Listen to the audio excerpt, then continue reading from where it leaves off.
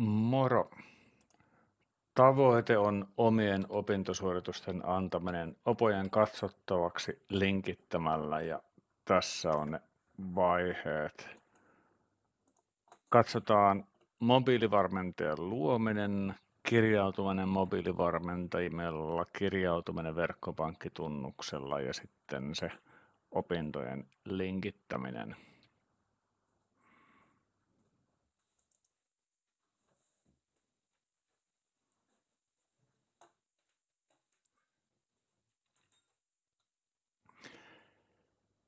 Kirjautuminen mobiilivarmentajalla tai verkkopankilla ja sen varmenteen voi luoda kahdella tavalla.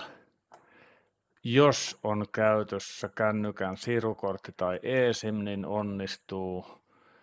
Itsellä niitä ei ole, joten se on sitten verkkopankin kautta. Ja nyt tässä on siis ohje mobiilivarmenteen luominen verkkopankin avulla, eli mennään tuonne Googleen ja siellä googlataan oma opintopolku, klikataan se kyseinen linkki, hyväksytään evästeet, sitten kun en nyt välttämättä tiedä onnistuuko vai ei, niin kirjaudun sisään oman opintopolkuun mobiilivarmenteella ja sitten mobiilivarmenne pyytää omaa puhelinnumeroa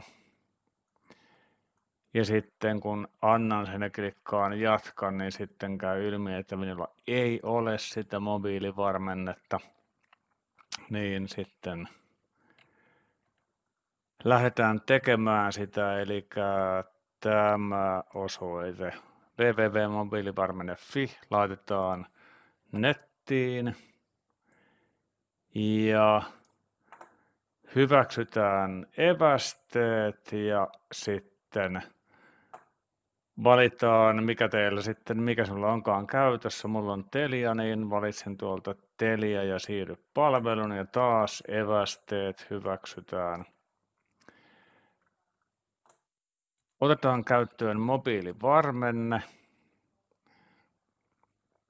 Laitetaan puhelinnumero ja hyväksytään ehdot, klikataan jatka ja sitten itse siis teen tämän verkkopankin kautta, en pysty tekemään sitä pelkällä kännykällä, niin sitten itsellä on Nordea ja sinne laittaisin sitten verkkopankkitunnukset. Ja sitten tulee kännykän osa siinä kirjautumisessa, sitten tulee toi kuitti ja itselläni yhdellä kännykällä kävi niin, että ei onnistu se mobiilivarmenteen tekeminen.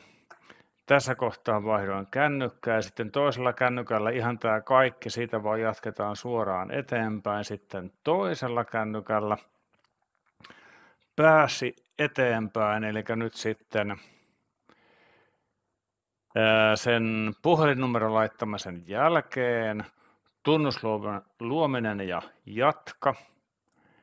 Sitten tulee kontrollinumeron laittaminen, eli kännykkään siis syötetään toi kontrollinumero ja sitten tulee tunnusluvun laittaminen ja vahvistetaan tunnusluku. Eli nyt siis sinne kännykkään, niin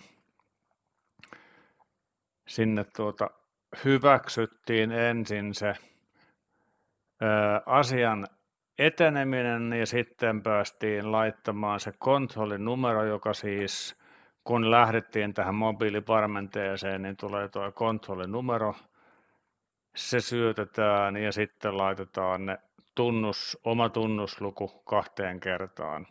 Ja niiden jälkeen sitten tulee kommentti, että se oli siinä.